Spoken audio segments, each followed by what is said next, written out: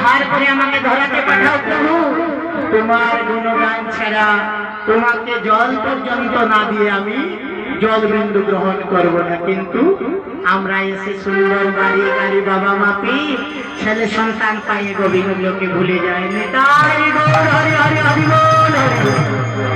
তাই আপনারা সুযোগ পেয়েছেন, অধম কীর্তনে অধম ছেলে আপনাদেরই ছেলে, এই ধরার এই গ্রামের নিকটবর্তী গ্রামের ছেলে।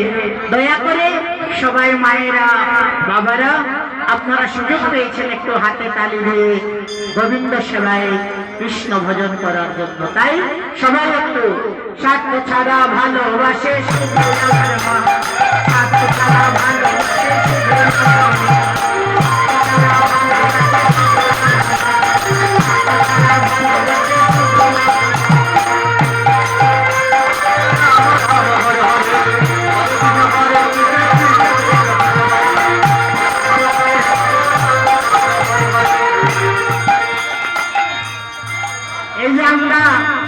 মা আমাদেরকে জন্ম দিয়েছে, কিন্তু যারা ধনী ধনী টাকা পয়সা সাততলা বাড়ি আছে তারা মায়ের বুকের দুগ্ধ পান করাবে না, কেন? অসুস্থ হয়ে যাবে ছেলে। মা তো কাজ কাম করে ঠান্ডা গরম সবকিছু খায়, ছেলে অসুস্থ হয়ে যাবে। এর জন্য দামি দামি কি করেন ল্যাকটোজেন, সেরেলেক্স, ভিটামিন, প্রোটিন ছেলেদেরকে শিশুকালে আমাদেরকে খাওয়ানো হবে।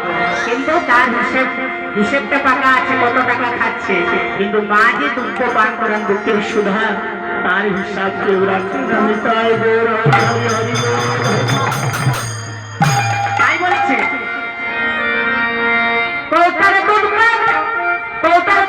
বছর খেলে হিসেবটা পাকা।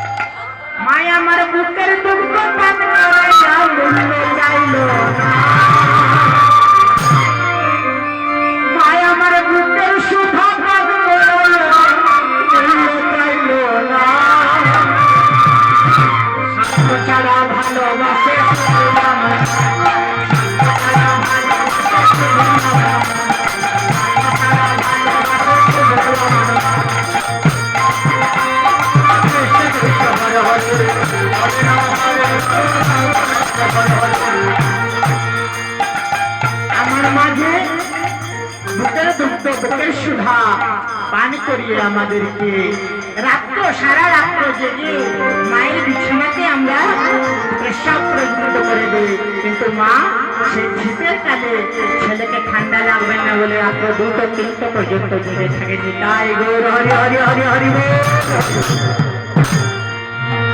তাই বলছে সাধকের সাধকের কি সাধনা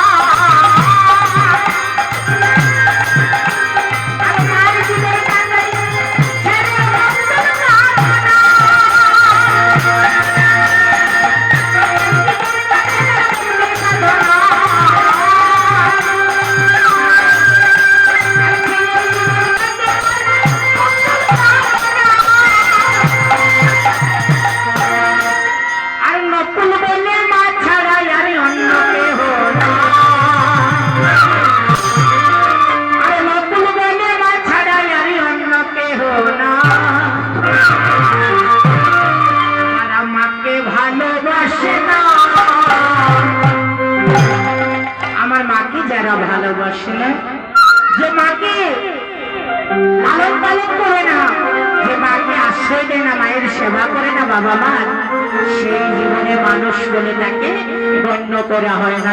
তাই গৌর হরি হরি হরি হরি।